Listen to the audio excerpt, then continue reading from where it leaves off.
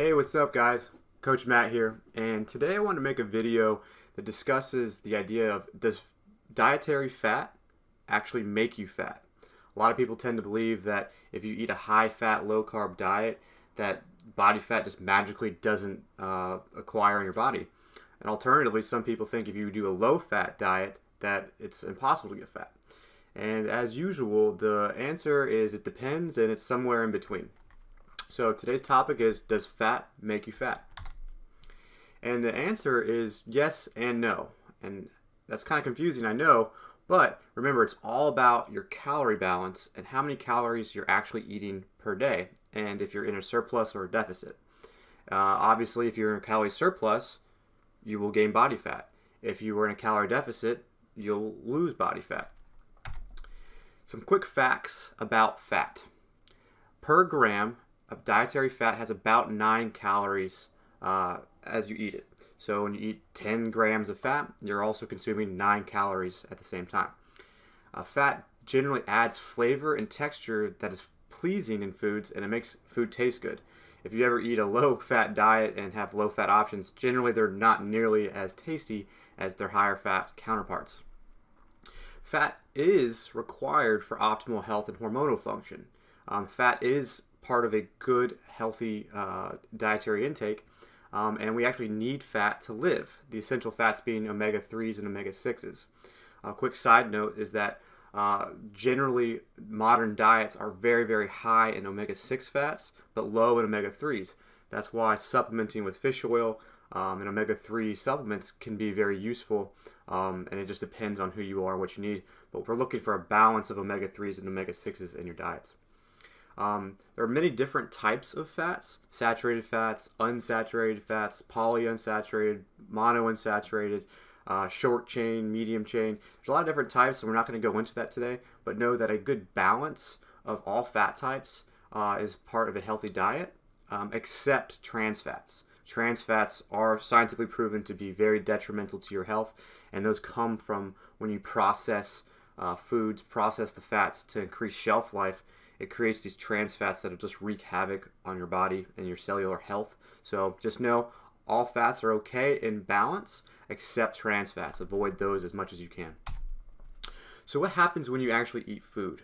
How does your metabolism actually work, and what does it pick to burn?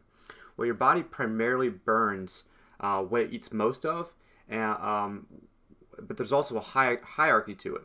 It'll prioritize first in this order: alcohol, then carbohydrates, then protein, then fats. But it's not absolute.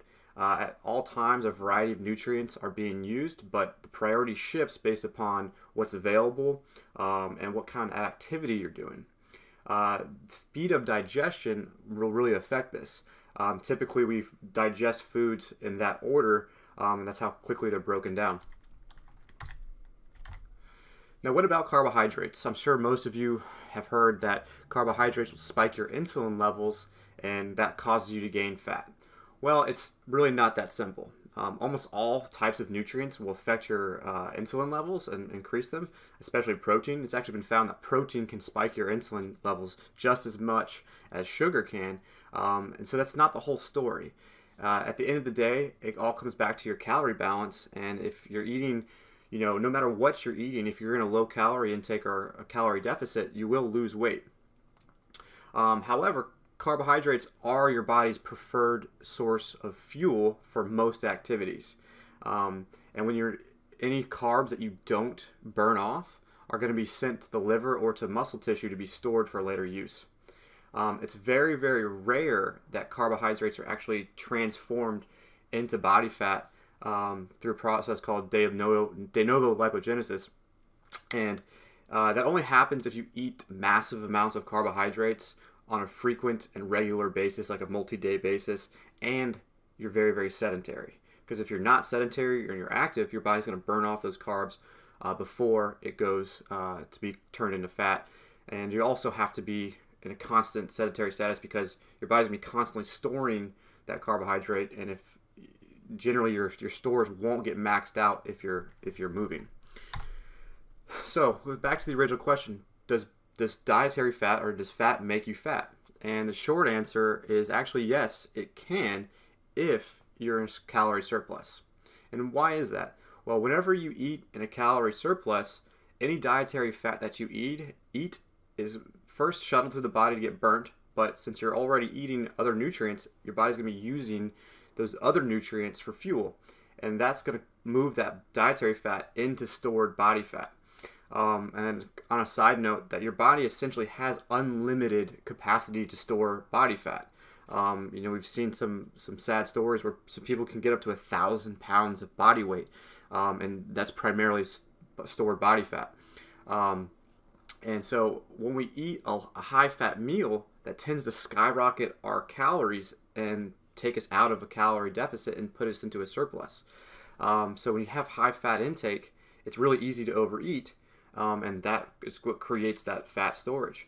Some quick other notes, a gram of fat has essentially 225% more calories per gram of any other nutrient except alcohol. And typically the calorie bombs that you've heard me talk about are high-fat foods. Sugar plus fat usually equals a delicious calorie bomb. So when you're eating high sugar and fat together, it's a calorie bomb, and all that fat that you just ate will go to storage if you're in that calorie surplus. So at the end of the day, my advice is that you're going to need to be conscious and aware of the fat content in food. Know that fat is okay in the right amounts. But also know that generally high-fat foods are also high in calories, so it's really easy to eat in a calorie surplus and gain weight.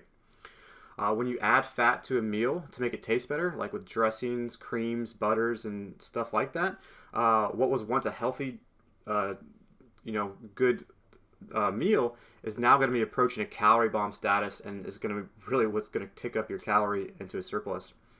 I recommend using low-fat options and variations to keep your calories under control if you're trying to eat at a calorie deficit. Things like low-fat mayo or other options is a great idea. However, make sure that those low-fat options aren't full of trans fats. As always, if you eat a variety of whole foods, primarily lean meats and vegetables, your calorie intake will naturally stay under control. You're going to be fuller at a lower calorie point, and that makes it really easy to be diet compliant and if you're looking to lose weight. And then, like I mentioned earlier, high fat plus high carbohydrates equals a calorie bomb and is generally not conducive to fat loss. All right, guys, I hope this was informative. If you have any questions or think I got anything wrong, feel free to comment or send me a message, and I'm happy to discuss it with you. Thanks, and have a great day.